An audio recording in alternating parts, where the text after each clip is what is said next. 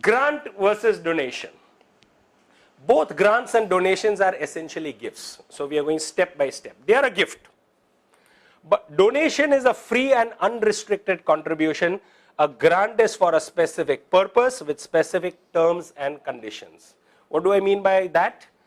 That if I like QMed organization and I'm saying, here's 1 lakh of rupees, do whatever you want with it. So it's a gift, meaning unrestricted. I mean, can I take it for do what you want, take it for administration, do it for this particular program, do it to update your website, I don't care. It's a gift, it's a donation. But a grant is, I'm giving 1 lakh of rupees to QMed or somebody and say, these are the specific deliverables that you must have for me. You are required to run this project. Based upon it becomes what is called a contractual agreement. End of the day, we are coming to a world now where the grant maker is a social investor. As a foundation, you have the money, but you do not want to be an operational foundation. You want to be a grant making foundation. So you are using NGOs as your medium to carry out. So your foundation's objective is education. I want to remove illiteracy from India. But I have the money, but I don't have the wherewithal or the outreach. So I will partner with 10 other NGOs working in education, and I will ensure that they will run my program such that they will get this kind of deliverable done. In the next 5 years, I will see a marked increase in literacy levels, etc. So you actually enter into a contractual agreement. That means there's a grant agreement. Nowadays, when a grant is made by a Tata Trust or whosoever, there is a grant agreement where there are various conditions. We will give it to you over a period of 3 years. You will give us so many quarterly financial reports. Nowadays, grant makers even require recipient organization to have a separate bank account in which their grant sits.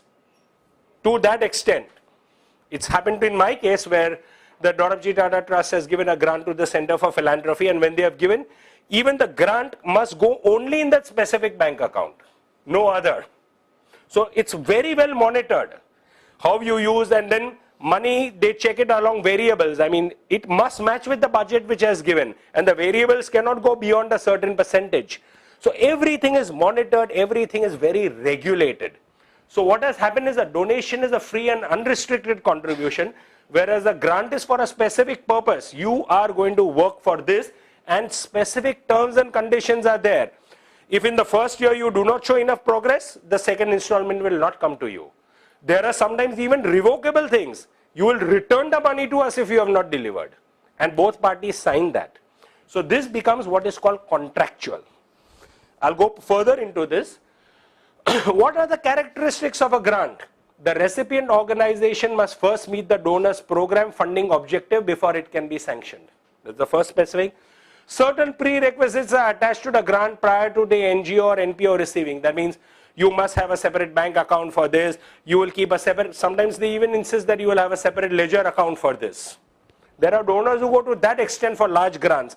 And often there are strict expenditure requirements and limitations. You will spend only 10% of this grant on admin, not more than that. You will not use this for travel beyond this amount. So everything is very, very tailor-made and written down, and any variance to that could stop the donor from giving you the second installment or even ask you to return some of the money which is given, and people actually sign those kinds of contracts. So it becomes, I repeat, a contractual agreement.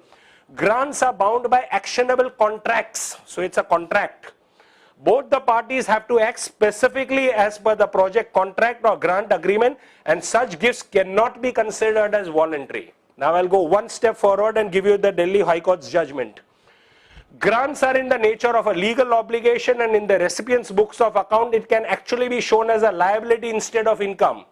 The Delhi High Court, and this is the citation, DIT versus Society for Development Alternatives, this is the citation, has reaffirmed that any grant with specific directions from the donors cannot be treated as income of the organization.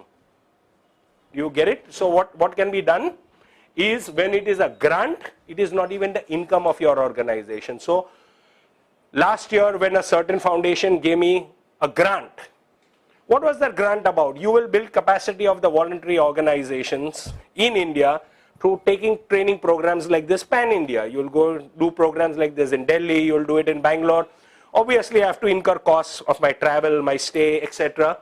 And I can use it only for that, no other purpose. It's as per that. So what is happening? Is the money for my organization? No, I'm actually carrying out the donor's wishes. What is the money that is coming to my organization? Zilch.